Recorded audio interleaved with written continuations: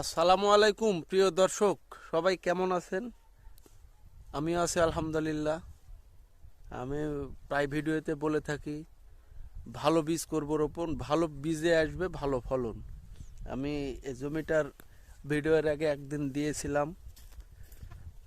আপনার সবাই মিলে পরামর্শ করে কয়েকটা বিষ স্প্রে করা হয়েছে। তো আমি আপনাদের গাছটা দেখাই। এই যে এটা মোটামুটি ওই একই গাছের গাছ। এই গাছটা কত সুন্দর, দারুণ হয়ে আছে। আর এই যে সেই কুঁকড়ানো গাছ, এর আগে আমি একটা ভিডিও দিয়েছিলাম যে এর আগে বিষ স্প্রে করে আমি আপনাদের দেখাবো।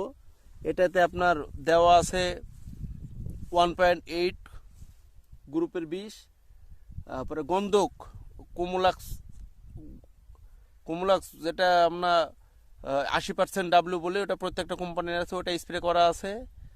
আবার আপনার পিজিআর গ্রুপের একটা ভিটামিন স্প্রে করা আছে, আর 55 বিষ এটাতে দেওয়া আছে।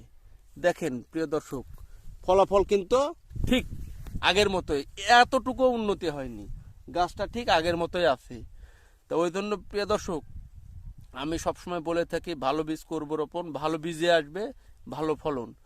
তাই আমরা সবাই চেষ্টা করব। এই যে যে কৃষকটা এই জমিটা আবাদ করছে, তার তো অনেক ক্ষয়ক্ষতি, প্রায় বিঘা 5-6 মাটি আছে, সব এরকমই।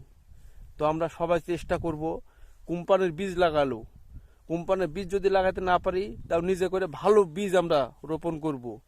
তাহলে ইনশাল্লাহ সব কৃষকে আমরা ভালো থাকবো। তো প্রিয় দর্শক, সবাই ভালো থাকেন, সুস্থ থাকেন, সবার সুস্থতা কামনা করি। আসসালামু আলাইকুম।